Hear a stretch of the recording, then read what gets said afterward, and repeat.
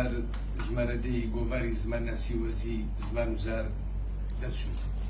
یەکمانە ئەم گۆڤارە بە سپۆنسەری خەون امتیاز برای بەڕێ دکتۆر تا ڕەسوڵە. گۆڤارەکەمە بە 4 زمان دەرسیە، بە زمانەکانی کوردی و فارسی و ئینگلیزی و هەروە لە ژمارەیەکدا پاشگوێ بە کلماتی لاتینی واتە بە تیپی لاتین دەرسیە. ئێستا بەنیازین لە ژمارەی داهاتوو ژمارەیەش تایبەت بە زمانی عەرەبی گۆڤاری زمان و زار یعنی بۆشینی.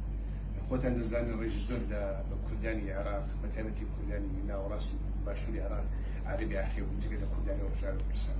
جا ئێمە بۆ ئەوی پەیامەکەمان بۆ ئەو برابەڕزانە بگەێنین کە پرسی زمانی کوردی لەسەر ئاسی پەروەردە و فێرکردن، لەسەر ئاسی سۆسیال میدیا، لەسەر ئاسی زان و بزارەکاندا، لەسەر ئاسی ئەو سیستەمە مێژوویە کە لە زمانەکەماندا کراوە لە ڕێی گۆڕانکاری دیموگرافی و داژکردنی ژمارەکەماندا لە ڕێی ئەم گۆڤارەوە کە هەندێک سیاسی نەتەوەی هەیە بەخەڕبێنین. دووبارە سوپاس بۆ برای بەڕێزم کە هەمیشە پشتیوانەم بۆ برای بەڕێزکاری دکتۆر تا ڕەسوول. ئینشەڵڵا هەروە بێ ئەو ڕێگە سەختە و بە کۆشش و هەوڵ و ماندوون و نەسرەوت و کۆڵەدانی جەنابەت و دڵسۆزانی زار و زمان هەر بەڕەو پێشەوە ڕوا بەخێر بێی پیرۆز بێ ژمارە 10.